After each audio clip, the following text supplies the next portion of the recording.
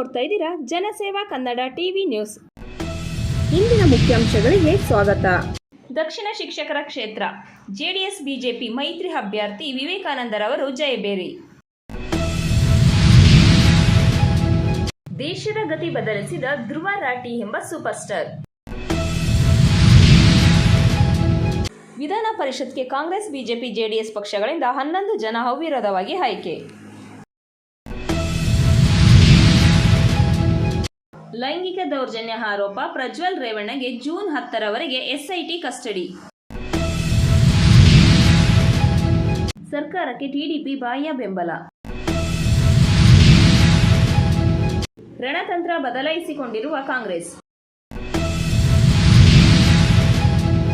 ಸುದ್ದಿ ಸಣ್ಣದೇ, ಆದರೆ ಹಿಂದಿರುವ ಸಂದೇಶ ದೊಡ್ಡದು. ಬಿಹಾರ ವಿದ್ಯುತ್ ದರ ಒಂದು ರಾಷ್ಟ್ರ ಒಂದು ಸುಂಕದ ಬೇಡಿಕೆ.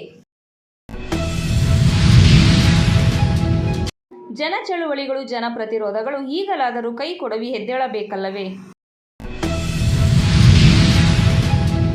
ಬಿಜೆಪಿ ರಾಷ್ಟ್ರಾಧ್ಯಕ್ಷ ಸ್ಥಾನಕ್ಕೆ ನಾಡಾ ರಾಜೀನಾಮೆ ಸಾಧ್ಯತೆ. ತಪ್ಪಾದ ಸುಮಲತಾ ಅಂಬರೀಶ್ ಅವರ ಲೆಕ್ಕಾಚಾರ. ಮಂಡ್ಯ ಅಕ್ರಮ ಮದ್ಯ ಗಾಂಜಾ ವಶ, 5 ಬಂಧನ. ಸಂಸದೆ ನಟಿ ಕಂಗನಾ ರನೌತ್ಗೆ ಸಿಐಎಸ್ಎಫ್ ಸಿಬ್ಬಂದಿಯಿಂದ ಕಪಾಳ ಮೋಕ್ಷ ಆರೋಪ.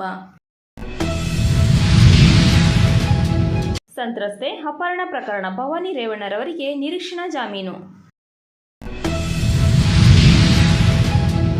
ಶ್ರೀ ಚೈತನ್ಯ ಟಾಪರ್ ವಿ ಕಲ್ಯಾಣ್ಗೆ ಅಭಿನಂದನೆಗಳು. 25 ಲಕ್ಷ ಬಹುಮಾನ.